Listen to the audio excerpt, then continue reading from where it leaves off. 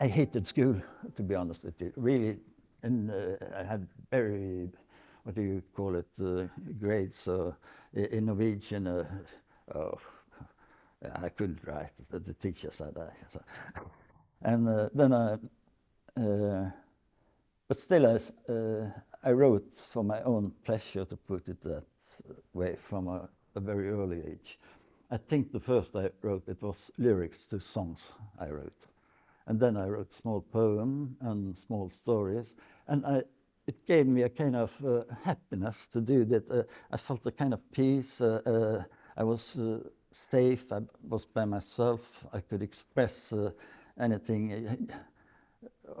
Express, I don't know if that's not the right word, but at least write something that it was bad. I've read some of these texts, and it's really bad writing.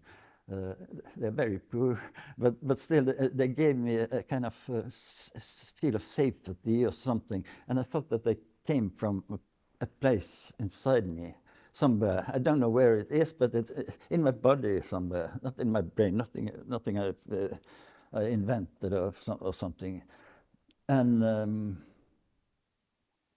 50 years later, I'm still writing from this same secret place inside me.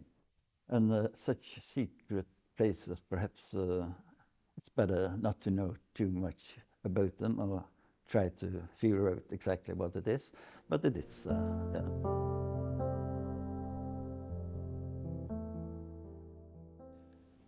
I started out quite early playing the guitar a lot, and even the violin.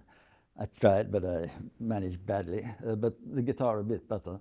So I even played in a boys' band, and we became that good that we played at local dances.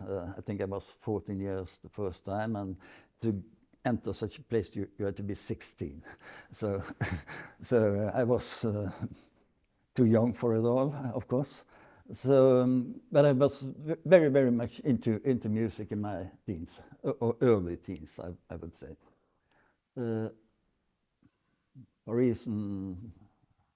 Reasons hard to explain. I stopped writing, and I even stopped listening to music, and I started writing.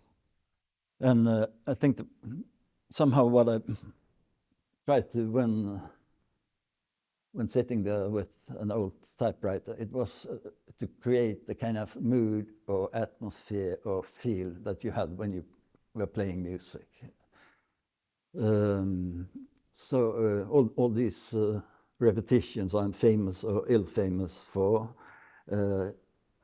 they came, I guess, from music, from playing.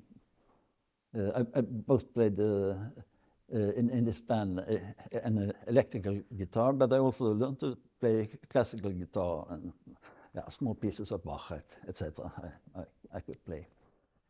So, but then all over. So you ask me why? I think partly because I never became a good musician. I rehearsed and I rehearsed and I rehearsed, but somehow I didn't manage to get on a good level. Others I could compare myself to, they were much better musicians than I was. Perhaps because of that, as simple as that, it might be. So then I ended up with writing in place of playing. Yeah.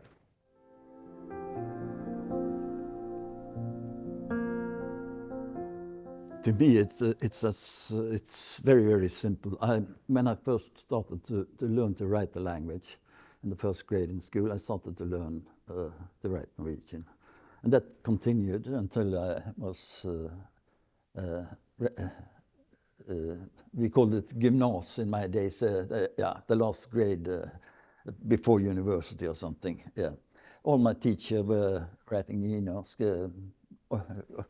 all of us. So it was simply my language, and is simply my language. I can do a lot in my life. I've been saying, but I cannot leave that language. That's no, I'm not allowed to do that, and I don't want it for sure. It's this, as I said, that's the sound. It's this, my dialect is very close to written Nynorsk, actually. So when I, for instance, to hear the voice of my grandmother, I can well hear it in Nynorsk, but it's quite impossible to hear it in Bokmål. That sounds as a quite different person. So basic experiences are, of course, very connected both to the landscape and to the sound of the landscape, to put it that way. Yeah. So, it turned out to be, Nynorsk was supposed to be a language for the whole of Norway. It ended up being mainly a language for the western part, Vestlandet, my country, as I often say. And the reason for that is partly because it resembles the most the dialect spoken in this western part of Norway. You have basic traits of spoken Norwegian that are common in Nynorsk, not common in Bokmål. So you can broaden this a lot if you want to, and there are good reasons for that. But the way people experience it, that they experience it as their own language, or a language close to the way they speak, mostly in the western part. And in the eastern part, close to the western part, in Telemark, for instance, and where Tarjei Vesaas came from, just to mention one place. And it's of course a minority language. It's written by some 10% only in Norway. So you get also because of that, you get very connected to this language because it's a minority language, of course. And you try to defend it the best way you can. I remember as a student, I said in an interview, if someone are attacking my language, the only thing you can do is to knock or go. You cannot argue for it's like arguing for your own existence in a way. So yeah, fight or leave.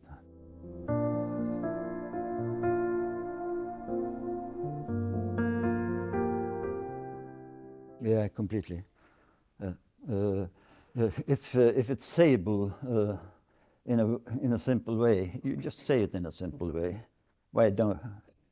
Why write a poem or a novel? There's something that cannot be said directly, and you have to turn to literature in a way to manage to say it. And I think Jacques Derrida was quite right when he said that what you cannot say, you should write, or something close to that. And I experienced that as a simple truth. You can manage to write very complex emotions or way of experiencing life, or that's impossible to speak. And I guess that's somehow the gift of a real author, to be able to write in such a way. If you only report what's out there, or what you have experienced or something, then everyone can do that in a way. If you only can write a sentence in this or that way. So, and it's also because of this dimension, I think, that literature is really needed. That and art in general, it's saying something that cannot be said in any other way. And that's why you do it.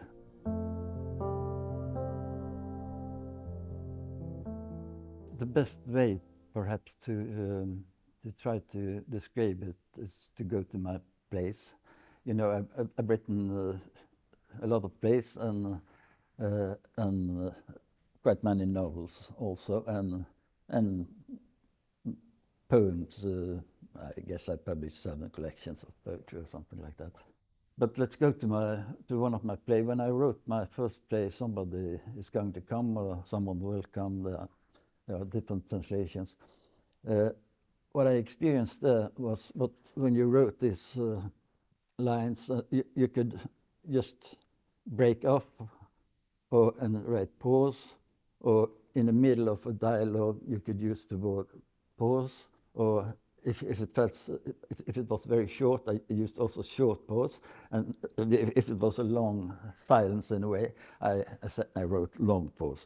And to get the right rhythm, it's all about rhythm writing to me, basically.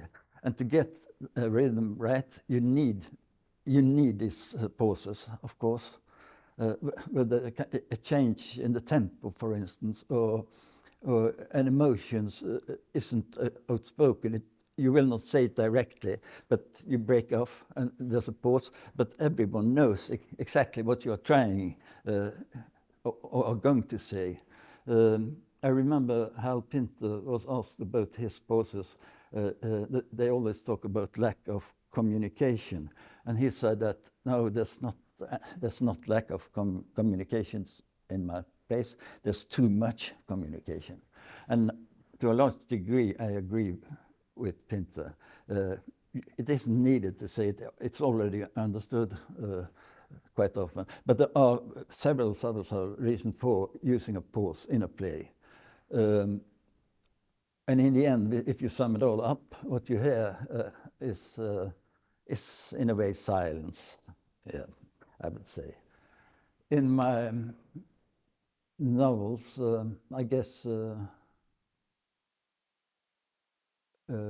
I somehow tried to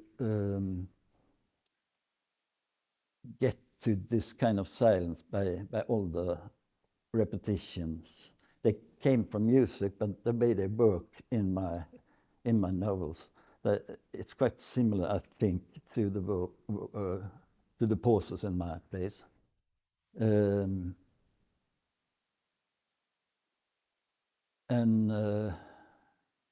But in the end, this silence I'm talking about, I always feel that there are two languages. It's the language I write, and then there's a silent language behind it. And what it's really all about, it's said by this silent language in a way that it's very hard to. You cannot say it in a few words exactly what it's saying, but it's you can still hear it, I would say. And it's just like a great painting. All the paintings I like, let's say Mark Rothko, his paintings are talking to me a lot. They're completely mute. They say a lot. I have kept 3 dogs. They have just the same. They cannot say a word, but you have the feeling, and they know, they understand it truly and extremely lot. They can sense a mood before it is there. So one of my collections of poetry, it's called Dog and Angel. And I think art has to speak in a similar way as a mute dog or as a mute picture, also writing, I would say.